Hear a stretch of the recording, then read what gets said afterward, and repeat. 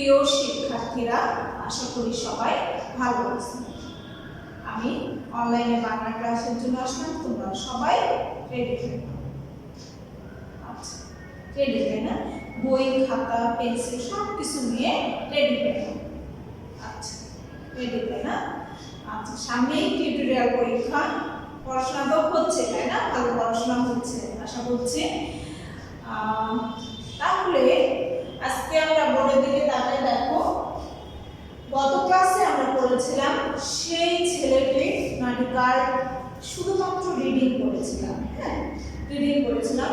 তো রিডিং পড়া হয়ে গেলেই কিন্তু আমাদের গল্পের অনেকাংশই পড়া হয়ে যায়, কারণ রিডিং হচ্ছে নাটিকা বলো গল্প বলো, রিডিং করলে আমরা যখন ওটা বুঝতে পারলে আমরা কিন্তু সব কিছুই মোটামুটি অ্যান্সার করতে পারি। তাহলে রিডিংটা আগে ভালো করে পড়ে বুঝতে হবে। তো সবাই বুঝতে পেরেছো? আচ্ছা, ঠিক আছে। আমি একটু দেখি প্রশ্ন দুই একটা ধরে দেখি তোমরা কেমন বুঝতে পেরেছো। হ্যাঁ, আচ্ছা আচ্ছা, তুমি বলো দেখি, আরজু কোথায় বসেছিল? পলাশতলীর আমবাগানে। থ্যাংক ইউ, খুব সুন্দর হয়েছে। আচ্ছা, আরজুর বন্ধুরা চলে যাওয়ার পর প্রথম কার সাথে আরজুর দেখা হয়েছিল? আইসক্রিমওয়ালা। ও থ্যাংক ইউ, খুব সুন্দর হয়েছে। বাহ, সবাই রিডিং করেছো, বুঝতেই পারছি। আচ্ছা, তাহলে আমরা কথা না বলেই শুরু করি আজকের পড়ালেখা। দেখো, এখানে দেখতে পাচ্ছ আমি গত ক্লাসে রিডিং করেছিলাম। সেখানে আমরা আসলে গল্পটা করে কি শিখলাম বলো দেখি? প্রতিবন্ধী শিশুদের প্রতিবন্ধী শিশু বা বিশেষ চাহিদা সম্পন্ন শিশুদের প্রতি আমাদের যে মমত্ববোধ দেখানো দরকার, হ্যাঁ, আমাদেরকে তাদেরকে কাছে টানা দরকার, তাদেরকে স্নেহ, ভালোবাসা, মায়া, মমতা এগুলো দেওয়া দরকার, তাই না? আমাদের আশেপাশে আমাদের কাছে যারা যদি থেকে থাকে এরকম কোনো বিশেষ চাহিদা সম্পন্ন শিশু, তাহলে আমাদেরকে কি করতে হবে? কাছে রাখতে হবে। হ্যাঁ, এটা আমরা শিখলাম। তো হচ্ছে যে এখানে ঠিক গল্পের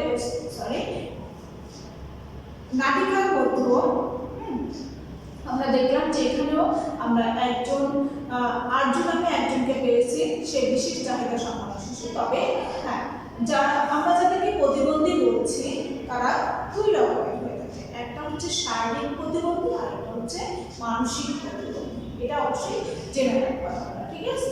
আচ্ছা, তাহলে আমরা চলে যাই। আজকে দেখো, আমি দুটো প্রশ্ন লিখেছি, আমি এই প্রশ্ন দুটো আলোচনা করবো। দেখো, এটা হচ্ছে অনুধাবন প্রশ্ন। আইসক্রিমওয়ালা আরজুকে স্কুল ফাঁকি দিতে নিষেধ করলো কেন? আমি জানি আমরা সবাই অনুধাবন প্রশ্ন লিখতে পারি। আমি এটা অনুশীলনের প্রশ্নই লিখেছি, কেন লিখেছি আমি একটু পরে বলছি। হ্যাঁ, তো তোমরা যখন অনুধাবন অ্যান্সার করো, এখানে এই যে চরিত্রগুলো আছে বইটা, কিন্তু এই যে চরিত্রগুলোর কথাগুলো কি করো, এই বইয়ের মতো করে তোমরা অনুধাবন প্রশ্ন বলো কিংবা হচ্ছে সৃজনশীলের অ্যান্সার করতে চাই, বইয়ের মতো করে উপস্থাপন করো। এটা কিন্তু হচ্ছে যে করা যাবে না। হ্যাঁ, আমি এটা আলোচনা করলে তোমরা বুঝতে পারবে আমি কি বলতে চাচ্ছি। আচ্ছা, এই যে প্রথমে আমি এই যে দেখো, আইসক্রিমওয়ালা আরজুকে স্কুল ফাঁকি দিতে নিষেধ করলো কেন? কেন নিষেধ করলো? জ্ঞানমূলক অংশটা বলো। স্কুল ফাঁকি দেওয়া ভালো কাজ না, এই কাজটা কখনোই ভালো না। হ্যাঁ, এই জন্যই নিষেধ করেছে, কারণ জ্ঞানমূলক অংশটা কি হবে? স্কুল ফাঁকি দেওয়া ভালো নয়। হ্যাঁ, আচ্ছা, এখন আমি একটু বর্ণনা করে দেখি। দেখো, কেন নিষেধ করেছিল আরজুন? দেখো, আমরা গল্প একটু নাটিকার দিকে চলে যাই। আরজু যখন পায়ে ব্যথার জন্য হাঁটতে পারছিল না, তখন তার বন্ধুরা তাকে রেখে স্কুলে চলে গিয়েছিল। তারপরে কিছুক্ষণ পরে আইসক্রিমওয়ালা এসে আরজুকে জিজ্ঞেস করেছিল, হ্যাঁ, আরজুকে এই যে দেখো, এখানে নিষেধ করলো কেন? হ্যাঁ, নিষেধ করলো কেন? আরজুকে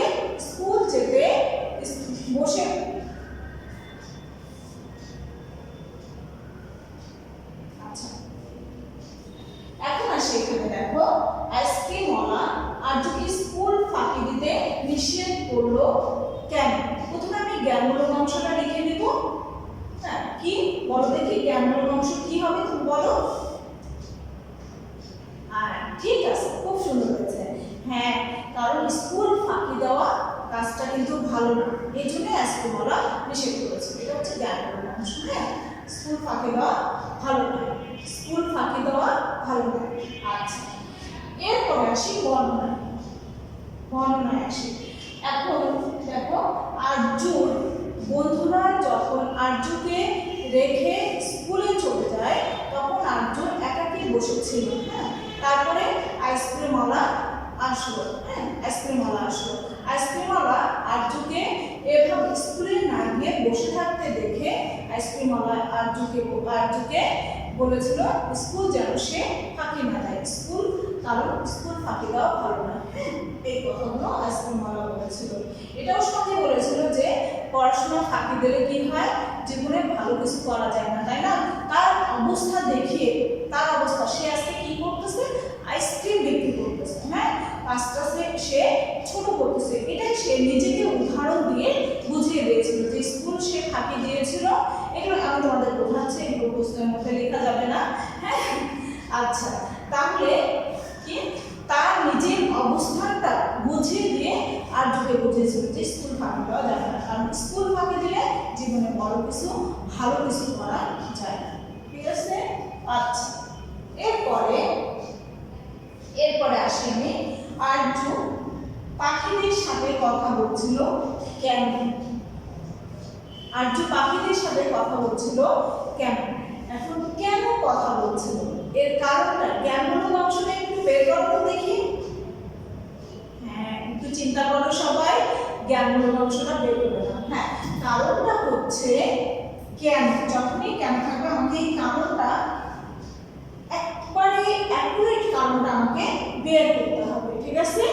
কারণটা হচ্ছে সে একাকী ছিল, তার একাকিত্ব দূর করার জন্য সে কি করেছিল, হচ্ছে পাখিদের সাথে কথা বলছিল। হ্যাঁ, এখন গেল বর্ণনা। এখন আসি আমি বর্ণনা। হ্যাঁ, আরজু পাখিদের সাথে কেন কথা বলছে। যখন তার বন্ধুরা আরজুকে ফেলে স্কুলে চলে যায় তখন আরজু কি ছিল, একাকী বসেছিল। হ্যাঁ, তার মনের মধ্যে কি, তার যেহেতু সে অসুস্থ, সে তার পায়ে ব্যথা, সে কিন্তু হাঁটতে পারছিল না। হ্যাঁ, যার কারণেই তো সে বসেছিল ওখানে।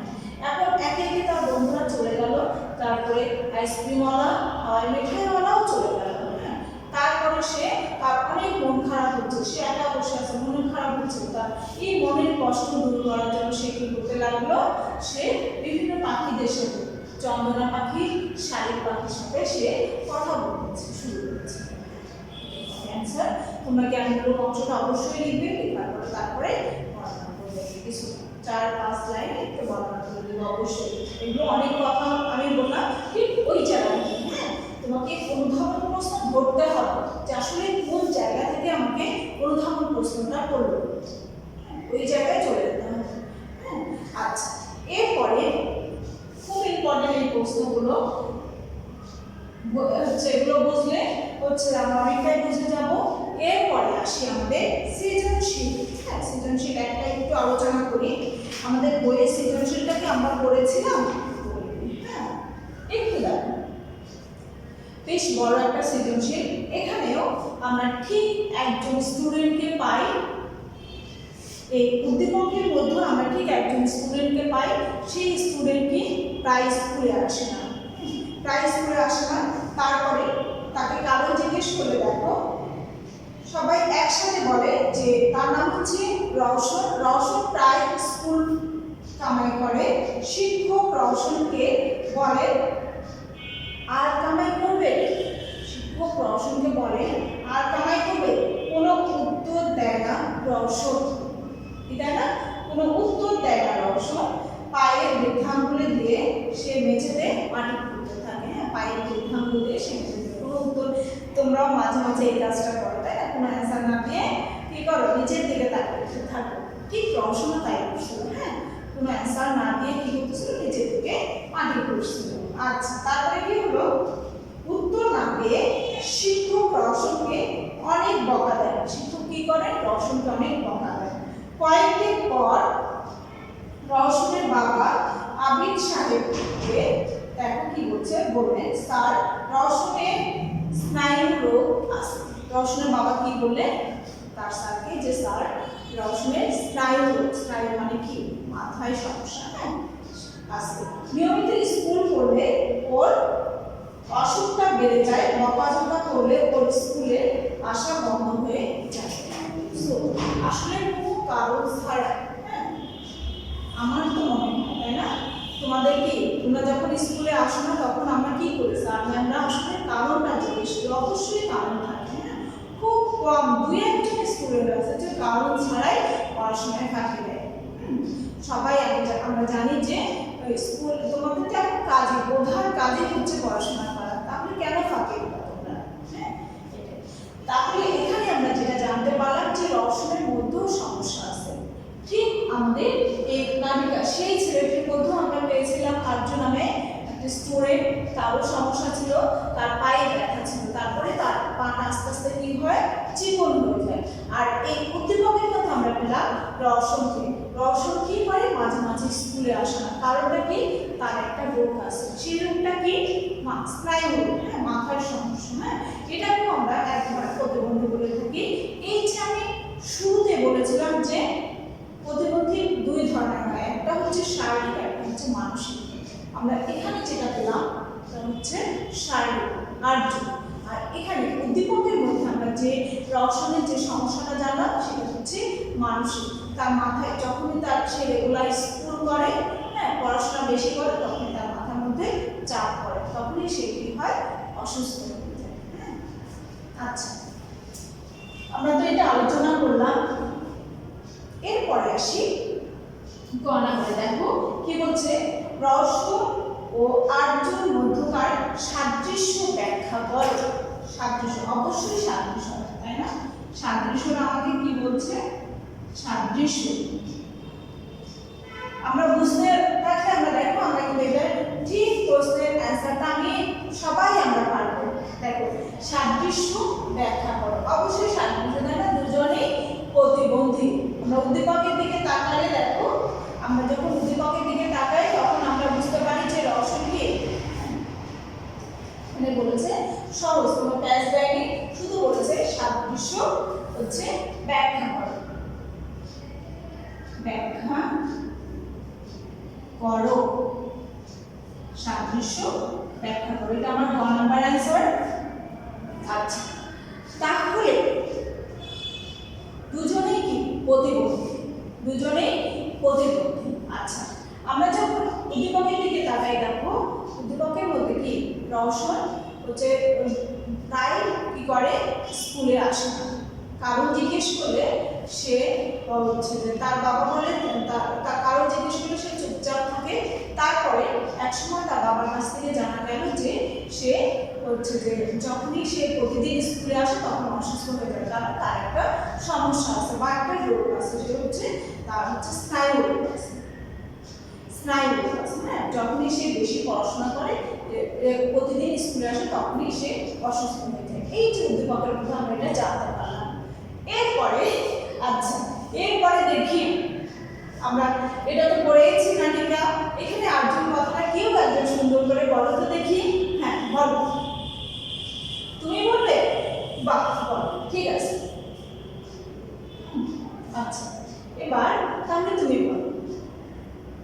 হ্যাঁ আচ্ছা তাহলে আমরা গল্পের মধ্যেও পেয়েছি যে আর্য কি আর হচ্ছে আর্য মাঝে মাঝে স্কুলে যায় না, সে তার বন্ধুরা চলে যায় কিন্তু সে রাস্তায় বসে থাকে, কারণ তার পা প্রায় ব্যথা করে, যখন স্কুলে আসে হাঁটে যখন তখন তার পা ব্যথা করে, এই জন্য তার বন্ধুরা চলে যায় কিন্তু সে বসে থাকে। হ্যাঁ তারপরে এক সময় তাকে হচ্ছে যে যখন স্যার জিজ্ঞেস করার পরে স্যার জানতে পারলো যে আর্য যখন হাঁটে তখন সমস্যা হয়, তার একটা রোগ আছে, পা আস্তে আস্তে করে কি হচ্ছে চিকন হয়ে যাচ্ছে। হ্যাঁ তাহলে উদ্দীপক এবং নাটিকা দুটা থেকে আমরা জানতে পারলাম যে আর্য হচ্ছে প্রতিবন্ধী, তবে তার হচ্ছে শারীরিক প্রতিবন্ধী, আর উদ্দীপকের মধ্যে রওশন হচ্ছে প্রতিবন্ধী, তবে সে হচ্ছে মানসিক প্রতিবন্ধী। ঠিক আছে, এটা আমরা জানতে পারলাম। আচ্ছা তাহলে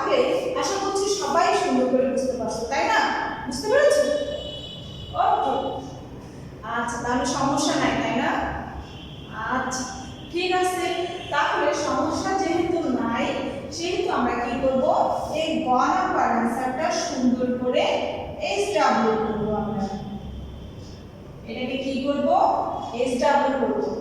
হ্যাঁ, SW করে খাতাটা আমাকে দিয়ে দিও, অবশ্যই খাতাটা পোস্ট করে দেবে। আচ্ছা, তাহলে সবাই